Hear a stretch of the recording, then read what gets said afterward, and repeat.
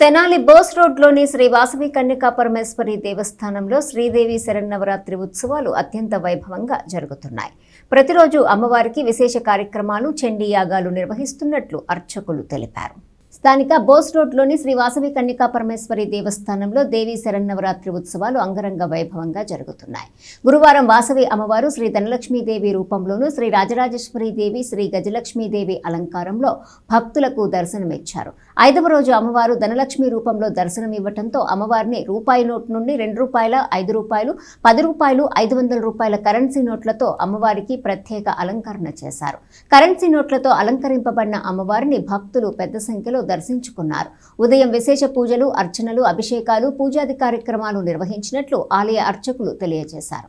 ప్రతిరోజు అమ్మవారు వివిధ రూపాల్లో భక్తులకు దర్శనం ఇవ్వనున్నారని, ఈ నేపథ్యంలో భక్తులు అమ్మవారిని దర్శించుకుని ఆశీస్సులు అందుకోవాలని అర్చకులు తెలియజేశారు. శ్రీమాత్రే నమః. శ్రీ వాసవి కన్యకా పరమేశ్వరి నమః. మన తెనాలి పట్టణం బోస్ రోడ్లో వేయించేసినటువంటి శ్రీ వాసవి కన్యకా పరమేశ్వరి అమ్మవారి దేవస్థానంలో దేవీ శరన్నవరాత్రి మహోత్సవాలను పురస్కరించుకొని ఈ రోజున విశేషమైనటువంటి అలంకారము శ్రీ వాసవి అమ్మవారు శ్రీ ధనలక్ష్మీదేవి గాను, అలాగే రాజరాజేశ్వరి అమ్మవారు విశేషమైనటువంటి గజలక్ష్మి అలంకారంతో దర్శనమిస్తూ ఉన్నాయి.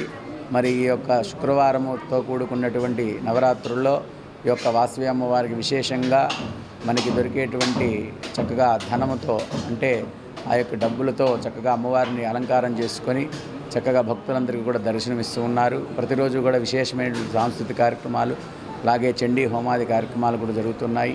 కావున భక్తులందరూ కూడా దేవాలయానికి విచ్చేసి అమ్మవారిని దర్శించుకొని వాసవి అమ్మవారికి సంపూర్ణమైనటువంటి కరుణా కటాక్ష వీక్షణలను పొందాలని కోరుతూ ఉన్నాం.